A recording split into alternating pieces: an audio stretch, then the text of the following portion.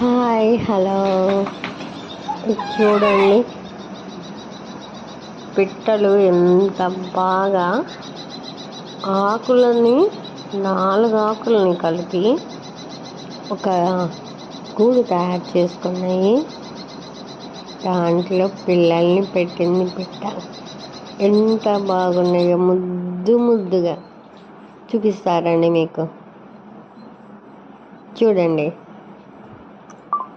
ఇది కామాక్షి